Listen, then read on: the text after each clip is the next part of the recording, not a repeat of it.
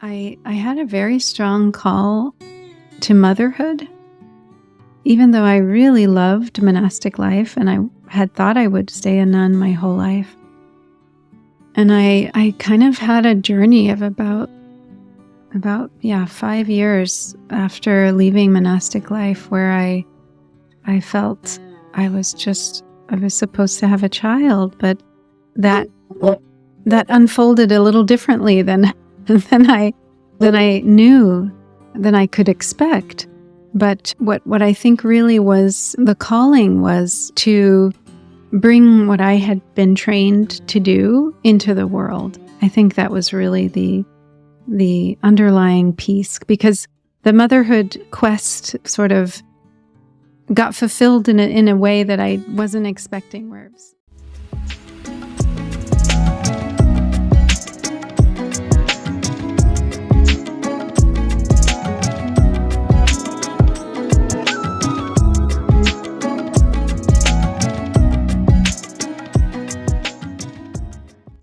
Welcome, everyone, to the Spiritual Forum. I'm so glad you're here.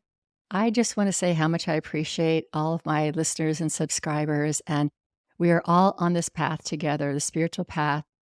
This podcast is a voice of hope, inspiration, and awakening in the world. And so anybody who has interest in hope, inspiration, awakening, I know that my guest today will really inspire you and awaken you and hopefully help you along with your journey. Let me introduce her. Her name is Kaira Jewel Lingo. She's a Dharma teacher whose work continues the engaged Buddhism developed by Thich Nhat Hanh.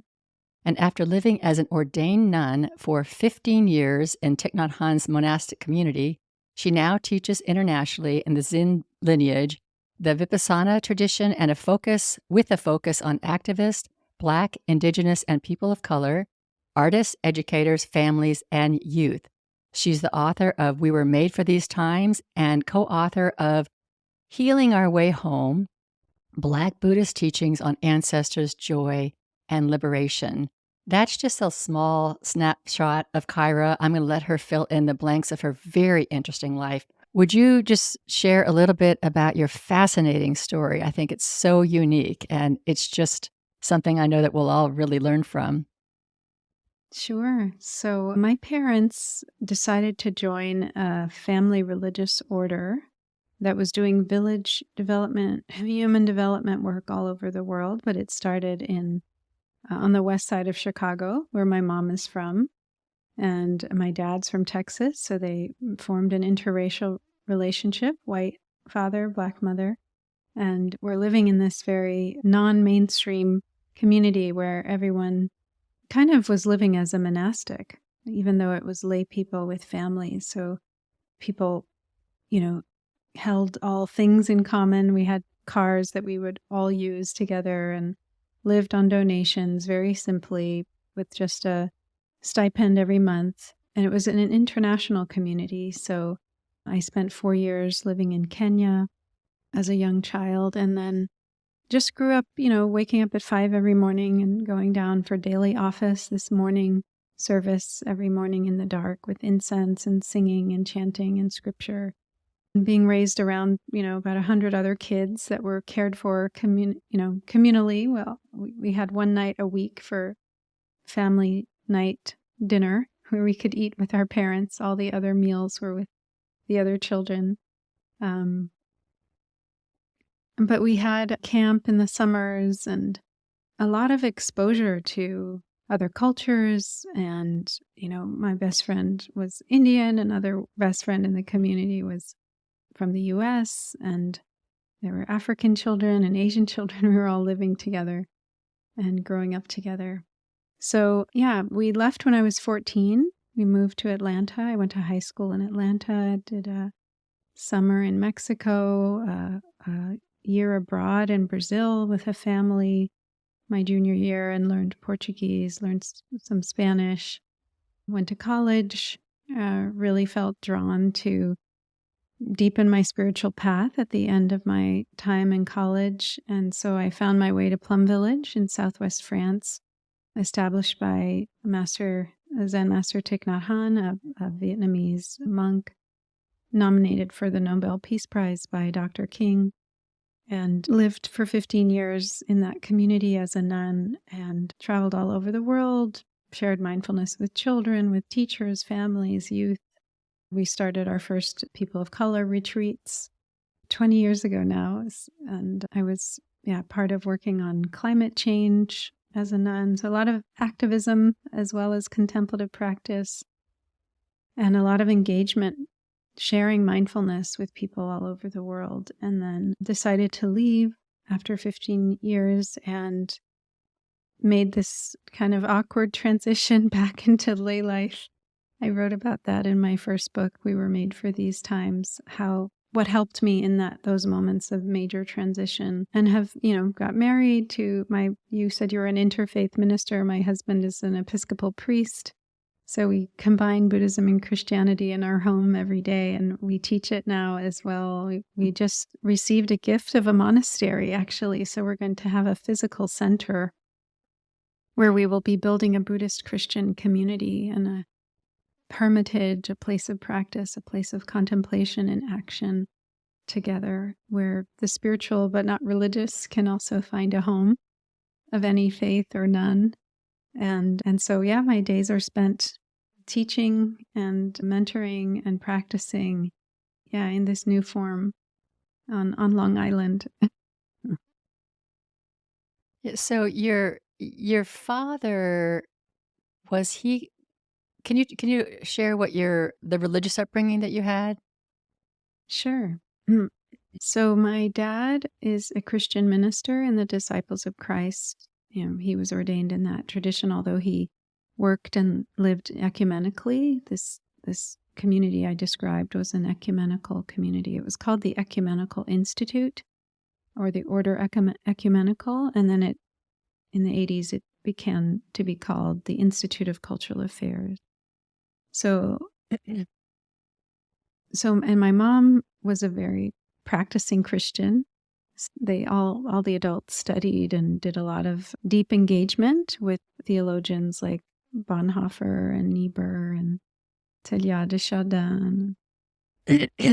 So there was a lot of study, and the people who came together to create this community, their intention was to renew the church, to really help everyone, lay and ordained. You could say, maybe you could call it engaged Christianity for Protestant families and communities. So what they would do is they would go into any community. So at a certain point in the community's history, there was a village development project or a human development project everywhere in every time zone of the world. So they would go into a community, whether it was a rural community in, the Egyptian desert or Latin America or Asia, or maybe it was on a Native American reservation or an inner city, or, Isle of Dogs off the coast of, United Kingdom. And they would have a meeting, and they would gather everyone. Even like I remember in Egypt, at first, men did not want women to be there at this meeting, and they insisted women have to be there. So they would sit at the back. The men would sit at the front. The women would sit. Anyway, they would gather all the stakeholders and lead them through a kind of strategic planning workshop to get them to articulate what they felt was the most important thing for their community, and then come up with a plan of action, whether it was we need a bridge, or we need a school, or we need a women's cooperative, or we need an irrigation system.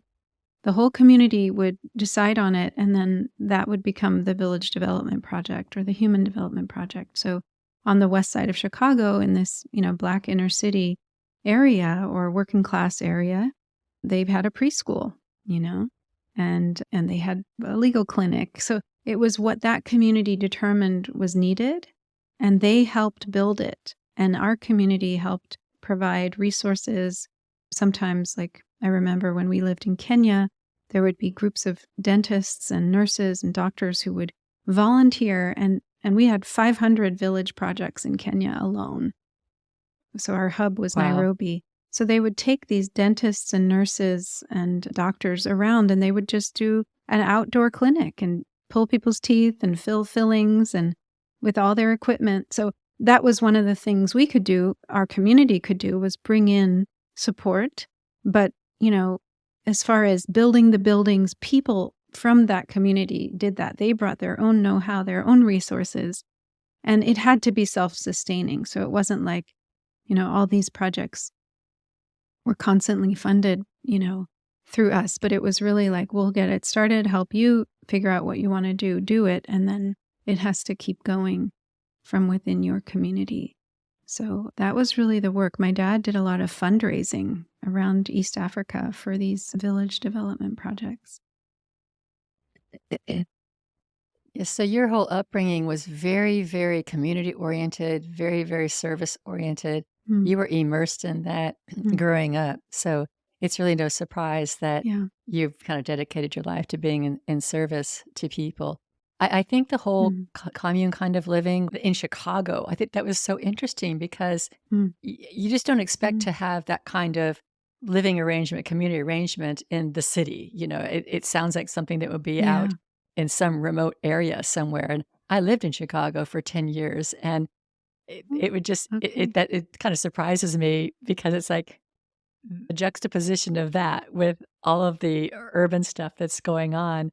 It just seems like it would really be I wouldn't call it in conflict, but just kind of an interesting place to have that kind of living in the midst of all of the rest of this very, normal, I shouldn't say normal, very, very culturally normal, I guess. I don't know. What would you call it? Yeah, I mean, we were definitely Whatever the rest of we were society definitely is. going against the stream. Yeah. Yeah. It was going against the stream. It was, countercultural, you could say, or That's it. Yeah. definitely non-mainstream. But so when I grew up in this community, the community had moved from the west side to the north side. So we grew up near the lake near Sheridan and Lawrence. I don't know if that means anything to you, but Okay. it was in an old 8-story insurance building that was basically given to the community. So the offices were turned into some small bedrooms, and we had this ancient elevator that was, hand operated with a lever, and we would live in that building. So there was one floor for the dining area, there was one floor for the children's, care. There were the residential floors, there were the meeting floors, and that's how I grew up, was walking up those flights of stairs, using those elevators, and being right in the city, right near the lake, going to public school, kindergarten, first, second grade. And one of the things that one of the women who took care of us children told me when I was grown up, she said, the teachers of all you kids would always know who in their class was from this community, because those kids could just read the group and could tell the teacher what was going on, like could help the teacher understand the needs of the class, because they were so used to living in community and knowing what was going on with a group, that the teacher could always tell who in her class was from this community. That's so interesting. It makes a lot of sense. So Mm. I'm really kind of Mhm. intrigued by what caused you to go to Plum Village and to pursue that Mhm. avenue for your Yeah. life. Yeah. So, we left the community when I was 14. The community started to kind of, it wasn't financially viable anymore, is what I understand. And so it disbanded the residential aspect. It still continues as a nonprofit doing strategic planning, still in that building in Chicago, but just on a couple floors. So many people left. And so we went to Atlanta. And my dad had been in the civil rights movement and wanted to be back close to, friends he had worked with in the 60s, like the Honorable Andrew Young. And so we moved there, and I remember, so it was my first time. I was born into this community. So at 14, it was my first time not living in this community. And just me and my dad, and my parents had divorced at that time. So it was me and my dad and his fiance.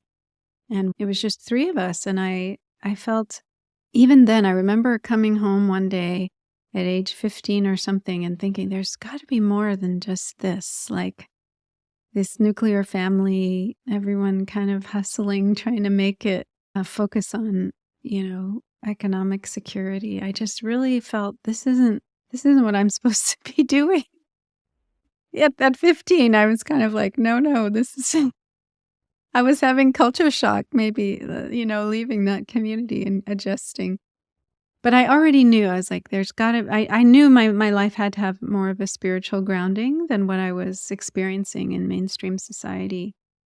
And so in college, we went to church. Me and my dad would go to a religious science church and his fiance. And then in college, I continued to go, to church. I really liked spiritual practice. That's how I had grown up. That's what I knew. And I got a wonderful education. I did a bachelor's, master's, and then at the end of that, I was thinking of going on to do a PhD. But I remember Ram Dass came to our college and said, you learn a lot here, but you don't learn how to be happy. And that really stuck in my heart. I was like, I want to learn how to be happy. So a friend of mine told me about Plum Village, and I decided to go after I graduated. And I went for the summer. This was in 97.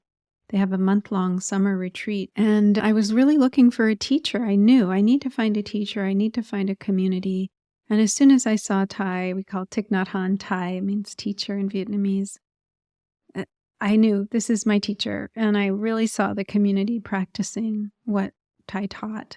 And I thought, okay, this is it. And so I canceled the rest of my trip around Europe and I just stayed another 4 months. And after that, I thought, well, why don't I just do this all the time? Because I found myself really learning how to be happy. All the things I really wanted to learn at the end of my education, I was like, yeah, I can really learn everything here.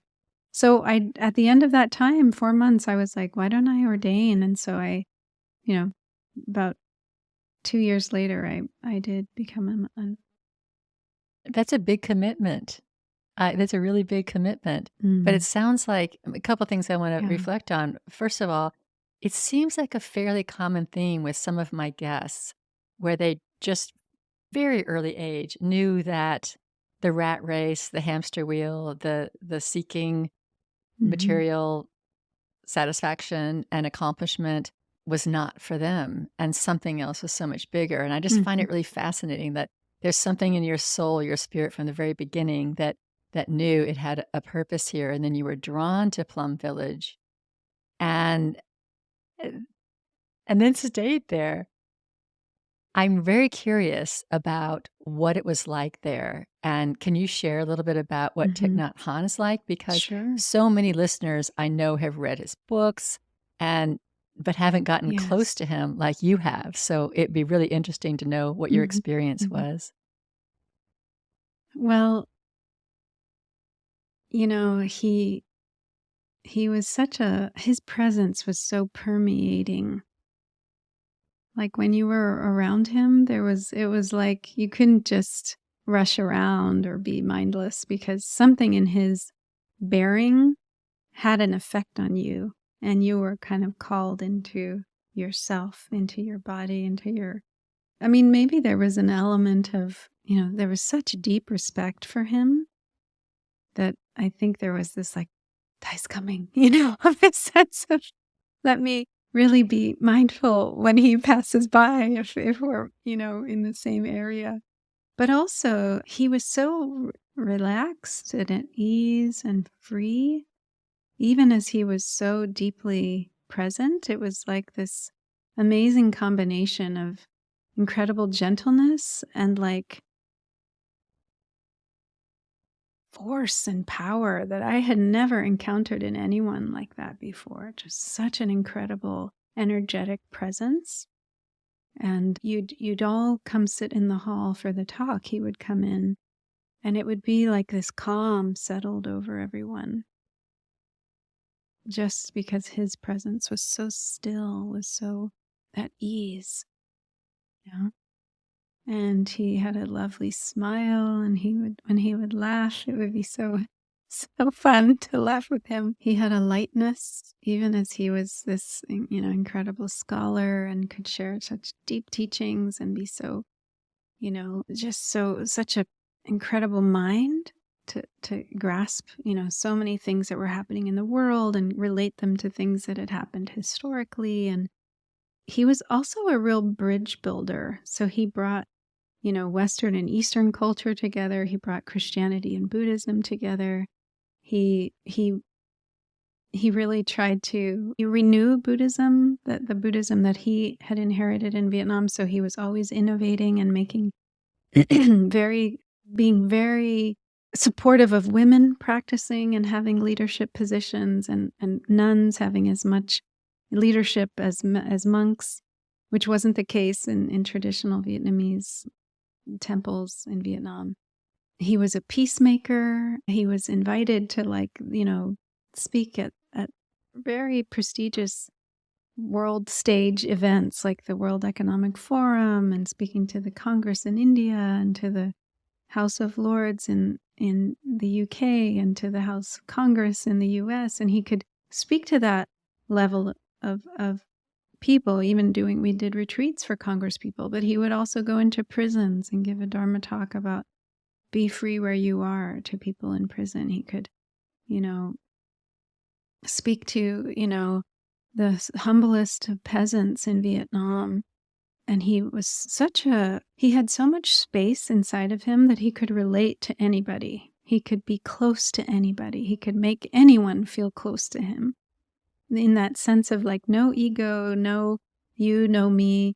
And his deepest intention and wish was to support everyone on the path of awakening, this real bodhisattva path. So he was, when I think about what he was able to do energetically, especially as an older man, we would go on teaching tours with him, and he would be in his 70s and his 80s. We would travel for 2 months throughout the US or throughout Asia or throughout Europe, and he would give a talk every day. Can you imagine? And he would lead walking meditation for thousands of people through, the heat of New Delhi, or through, cold, windy, Dublin, Ireland, or whatever, Paris. And he would walk like, a tiger. He was just so majestic how he would lead people in this slow, profound walking meditation. But, he just had this ability to stay energized. He only missed one retreat that I know of because he got a serious infection in his lungs, where all of us had to, teach that retreat. No other retreat did he miss in his whole, probably 60, 70 years of teaching. Anyway, so he had an extremely resourced, energetic field, but he also knew how to rest, right? When he would not do anything superfluous on a trip like that. He wouldn't chat. He wouldn't let his mind go off into, just mindless thinking. He was present with everything he did, conserving his energy, knowing how to use his energy very carefully so that when he had to be on, he could be really on, But, I'll just tell a story of when I was attending him. So as novices, we got to be his attendant, where we would serve, bring his meal when he would be coming to our hamlet to give the teaching, to lead the day of mindfulness. We would bring him his meal. We would, help him throughout the day. So I was his attendant with another sister. We would always be in teams. And he just said after lunch he liked to lay in the hammock in his room. So we would push the hammock so he could sway back and forth. And he just looked at me and he said, Cho Nghiêm. Cho Nghiêm was my name in Vietnamese, meaning adornment with jewel or true jewel. He said, Cho Nghiêm, other people are the path. Other people are the path. And I knew he was saying that to me because he knew that I was struggling with an older sister who was a little bit harsh in her way of speaking. Other people also had difficulties with that, but I was suffering as a newly ordained nun. And I really took that teaching. He didn't say anything else. I didn't need him to say anything else. I got his message in just that one sentence, that I really needed to see this difficult relationship as my path of practice, that I could use what was coming up in me to understand my mind more deeply, to support my heart to widen, to grow bigger, to understand that she also had suffering, and to really see that she was my path of practice, that it wasn't that I had to try to get away from her or get around her, but that going exactly through the things that are difficult are what brings us to spiritual deepening. So he always had, this way somehow of knowing, in a way, and giving just the right teaching. Well, thank you for sharing that. I think it helps us all get a little closer to him. And I doubt anyone is surprised because these really enlightened souls, they have to exude something that's so different. And you were very fortunate to be in that circle for the amount of time that you were. I'm also kind of curious as to what it was that inspired you to leave and to pursue a Hmm. non-monastic life. I really, I felt called to become a monastic, and I felt called to leave monastic life as well. I share about this some in the book Healing Our Way Home. I had a very strong call to motherhood, even though I really loved monastic life and I had thought I would stay a nun my whole life. And I kind of had a journey of about 5 years after leaving monastic life, where I felt I was supposed to have a child, but that that unfolded a little differently than than I knew, than I could expect.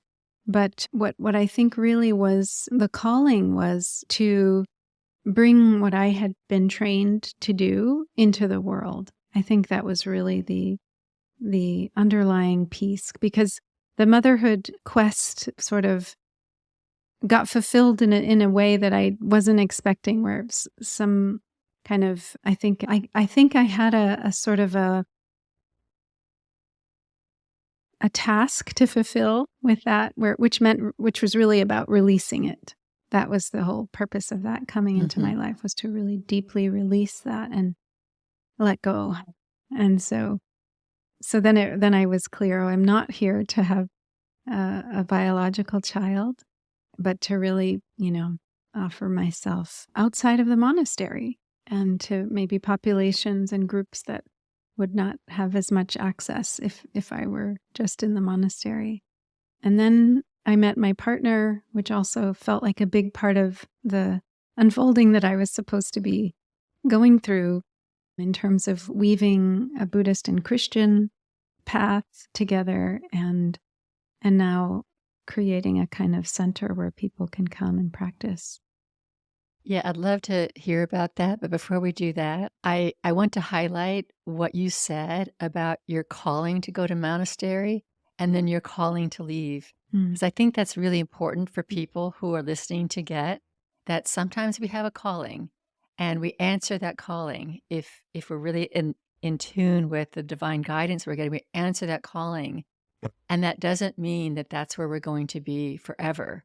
So we should always be awake to new callings and new directions, and even ask the question, am I still supposed to be here?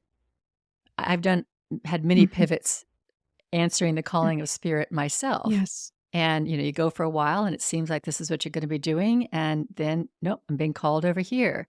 And there's something about the flexibility within your soul to be able to really discern that voice and then take action and not assume that whatever that first calling was, what the divine has decided for you forever, because our paths are circuitous and we have all sorts of different experiences. So you fulfilled your calling at the monastery and then were guided somewhere else. And that's what you're doing now. I just wanted to add to what you just said, that life also comes in cycles. And I felt like I completed a cycle when I was leaving the monastery, that I needed to do that. Very much needed to do that. And the cycle was complete there. Yeah. I so understand that. I was called to start a church. I started a Mm. church in a northern suburb of Chicago, and I led that for 10 years. And in the middle of it, Mm.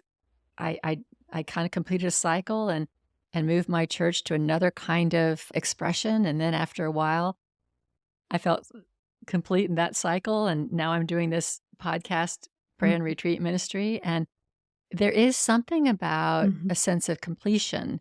And so many people keep staying, Mm-hmm. like we're not able to discern that my time is up here and what else is there for me. So I really appreciate that you brought up the cycles of life, and we do start things and Mm. we do complete them.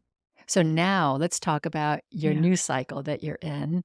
And I know Mm. that you're Yeah. you're working in the intersection of racial, climate, and social justice, and you're working with the BIPOC community and bringing the Dharma to that community, and also your Buddhist Christian retreat. So why don't we just go into that Mm. direction about what you're doing Sure. now? Sure. So my partner and I began to offer a monthly Buddhist Christian online group. It was the Buddhist Christian Community of Meditation and Action. I've been doing that for a little over 2 years, and has now, blossomed into this first in-person retreat, which we just offered last weekend, which was really beautiful. There was Buddhist practices, Christian practices, and it was at a perfect location, which was the Garrison Institute, which was a Catholic seminary and is now a Buddhist retreat center. So we had, a building with crosses on it and stained glass windows in the, main chapel or meditation hall, and yet we were, practicing walking meditation around the grounds. Or but Adam offered the Eucharist as part of our time together.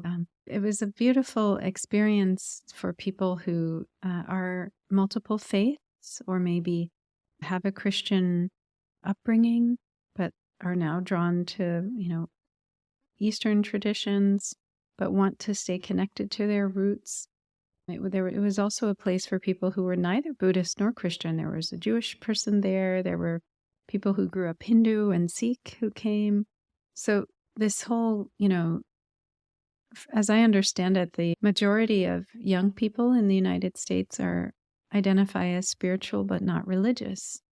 And so I think the weaving of these two traditions provides a space for people who are either multiple traditions or no tradition, or, seekers, to find like concrete spiritual practices which don't require them necessarily to become, you know, a Buddhist or become a Christian, even though that might be what happens.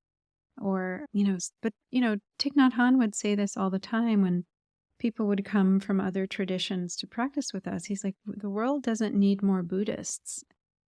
We need, and people would say that this mindfulness practice helped them to become better Christians, better Jews, better Hindus. He was like, go back to your roots. Use these practices to communicate more lovingly with your, family members, to choose right livelihood, to benefit your communities. You don't have to become a Buddhist. So it was really on offer, very ecumenically. And so I think that's the spirit also of our bringing these two traditions together. It's like at the heart of all wisdom traditions, there is this common place of this mystical wisdom of oneness with the divine, of we are all embodiments of the sacred, of the vast, you know nature of consciousness. And so now we've been gifted this monastery, which we also need to raise money to pay off some. Their property tax exemption status lapsed, so by May 1st we have to pay some 45,000 in property taxes. So, but it was still a gift to receive the land and the buildings that also need to be renovated, which will be fundraising to do that after. Anyway, but the gift of this now is like all these things have been sort of leading us step by step, it feels, as we've been building our kind of common life together, have been building in a way to us being able now to create a space where people can come and practice and learn and become part of creating, a new path that's maybe bigger than both traditions, but has the gifts of these traditions very tangible in the daily practice schedule. We want to have a summer experience for young people where they can also learn about ecology and garden and practice earth-based nature awareness, connecting with the earth, where people of marginalized identities can find themselves very much in community and that they can belong there. Where we also want to have hermitages where people can do contemplative practice, more solitary, and then even, retreats, a weekly gathering of practice in person. And we'll, try to also continue to do online. So anyway, this is all our vision that's still unfolding, and this is sometime in the future because the buildings all need quite a bit of renovation to be lived in. But it's a very exciting time of feeling like I really feel Adam and I were brought together because the way we came together was so kind of extraordinary, and everything that has unfolded for us has had this feeling of being guided and being led to do the things that we've done. And so, in both of our lives, Adam worked with homeless youth for 15 years in New York City and spent a lot of time in communities like Yogaville and ashrams in India, and, went to a Episcopal seminary that was very much a monastic structure. So we've had communal living, we've had formation, both of us spiritually, for much of our, adult lives that was really focused on getting spiritually nourished ourselves, doing spiritual transformation inside, and then also supporting others to access that. So I think we both, bring all of the different things that we've been formed by into this new area. It sounds like a wonderful experience. And I really love the idea of creating a space for spiritual practices that doesn't have requirements for people, that they can just become better people, or like you said, better Catholics or better Jews or better Hindus or whatever it is if they choose to stay with their tradition. And I really love that idea. And it seems to me like you've been given this vision. You've been brought together and you've been given this vision, and this $45,000 tax thing is an unfortunate thing, but it's like the vision is there. So it's clear that somehow the universe is going to come together to make all of this happen for you all so you can continue in this really good community work. So it'll be interesting to see how all that comes together. I'd be interested in pivoting a little bit now towards your most recent book, The Healing Our Way Home. And with you and Valerie and Maricela, it's an interesting book. It seems like you guys are just like in conversation, like the three of you are sitting around a table and talking. And I don't know how it all came together, but you each have a voice in the book. And it's not like you each have a chapter. It's like each chapter, you each have something to contribute to that topic. And it's a really interesting way to convey a message that has a commonality to it, but also a lot of diversity. And so it's very, very interesting read. Can you share a little bit about that experience and what you all are trying to accomplish? Sure. So it was really a beautiful experience of coming together to have very intimate conversations between friends. I like to use the image of, the kitchen, the kitchen table, where the deeper, more personal stories can come out. And so it was Valerie's idea. She gathered us about 2018. We all met at a conference. She said, we need to write a book about our experience as Black women on this spiritual path. And so we said, okay. And so we said, why don't we just start recording our conversations and then we can transcribe them into chapters. And so that's what we did. And we just started very organically. The first conversation was, what kind of questions do we want to hear each other talk about? And so it had to do with our, it's like the questions you've been asking me, like, what are your early, imprints? What shaped you? Who are your people? How did you get on the spiritual path? What has been, your journey with sexuality, with relationships? How does that figure into the spiritual path? How have you dealt with racism and oppression and internalized oppression? And, as someone, who's received a certain message being Black, or in my case, biracial Black. So we just started with our own curiosity about each other. And so it was just each call was a conversation where one person would share something and that would spark something in someone else. There were so many things that came out in those conversations that I hadn't really shared before and that I don't think would have come up if it hadn't been for what the two of them shared.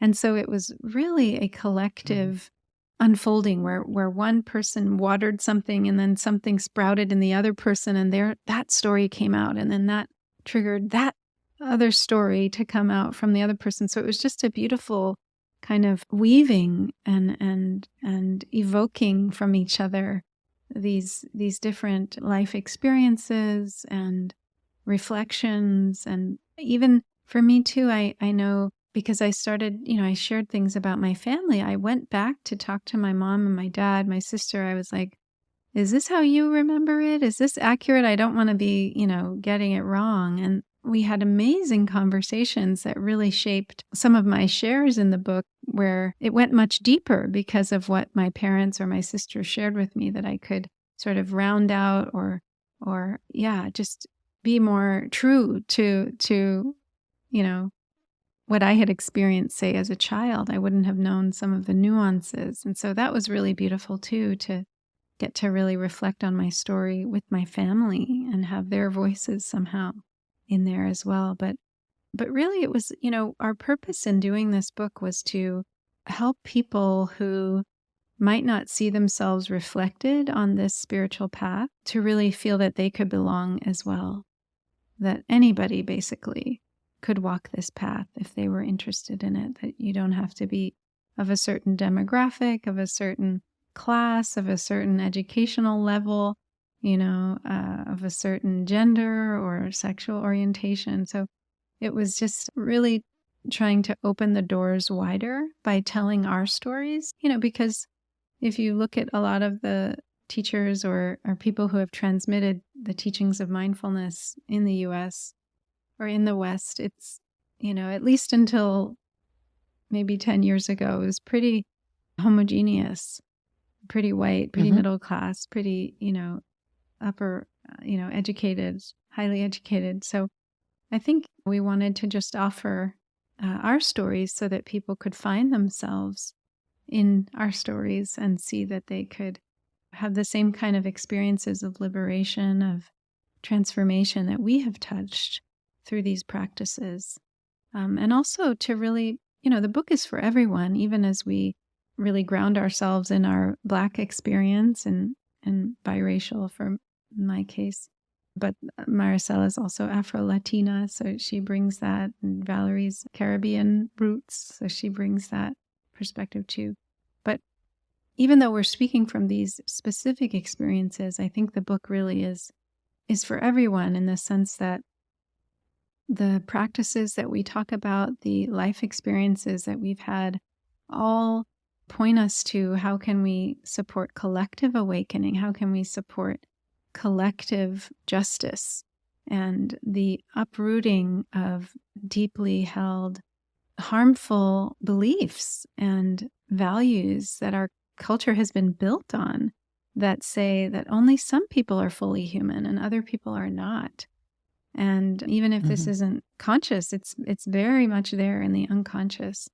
And so to address that, and that all of us can have a role in that, in rewriting this story and writing a new story of how our country, how our culture can be, as far as really caring for every single human life, and not just human, but all animal life, all plant life, all life, to really see when you start to look at the ways we've learned to otherize, to see ourselves as separate from each other, that's at the root of our ecological devastation and climate chaos, as well as we've not seen our interbeing. So I think the book is really for everyone in that it points to, it helps us cultivate the eyes of interbeing, to see that we, even those who perpetrate harm, just like those who are victims of harm, we are all interconnected, and we need to all wake up together.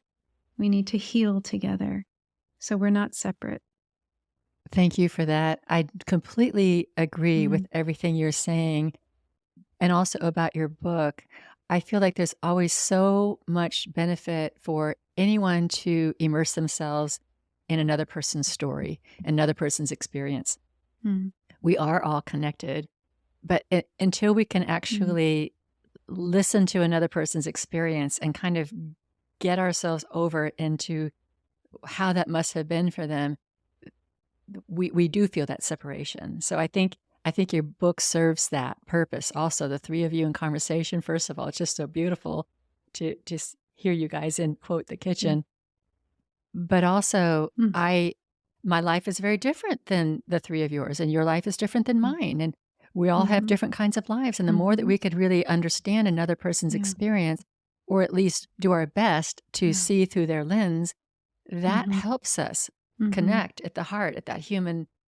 human experience. And that is what we're being called to do on this planet right now. I think you feel it. I feel it. I think most of our Yeah. listeners feel it, that Yeah. we are Yeah. awakening to this Yeah. interconnectedness. And as you say, not just human, but also with the natural world and the animals and the plants and the trees. And something is, we're on the edge of something, I feel. And I really appreciate Yes. that your Yes. message and the message of your co-authors is contributing to that. Mm.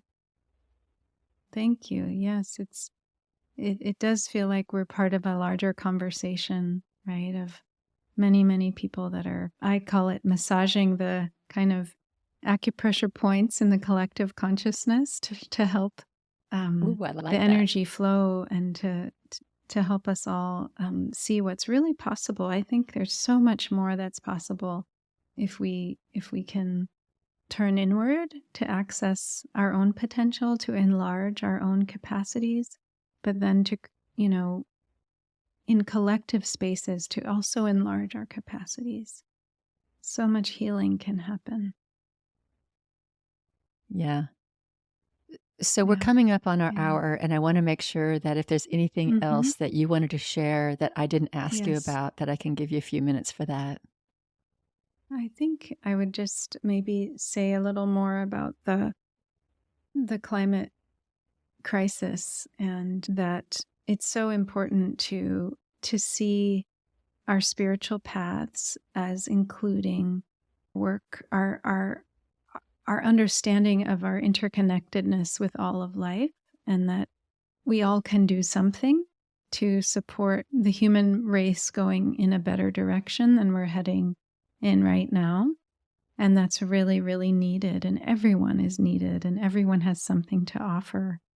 And it may be, right in your own, small place, small area of influence, but that this spending time with the earth, listening to the earth, coming together with others to really see how have we put ourselves above other species and the earth, and how can we heal that distance, that hierarchy. That's a big part of racial healing. That's a big part of righting all forms of social justice, is really righting our relationship with the planet and with all life and with all the systems of life.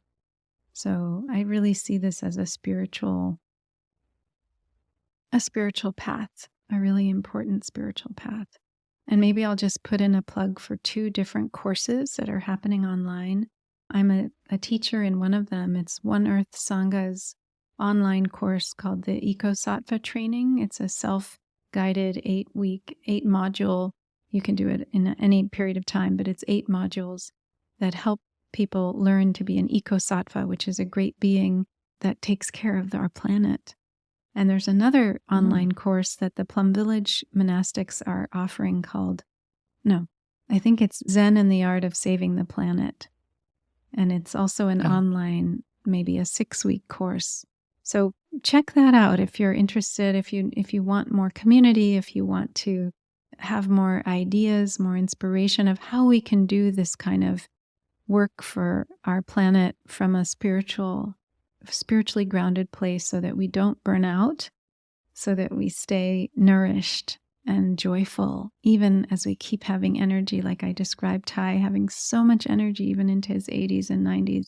If we have a deep spiritual practice, we can always come uh, have more energy to offer and to relieve suffering in us and around us. And I'll also just say, please stay in touch with me. My website is kairajewel.com, KAIRAJEWEL.com. And I do a lot of retreats online and events and in person. So we'd be happy for folks to stay in touch. great. Thank you, Kyra. And we can have all those links on the show notes as well. I really appreciate you coming on and Yeah. sharing your very interesting story and the work that you're up to now. I think we are all in this Mm, together. And I appreciate that the yes. contribution that you're making to our collective Mm, awakening. So thank you. And I also want to thank all my thank you. listeners. And I now close the Spiritual Forum.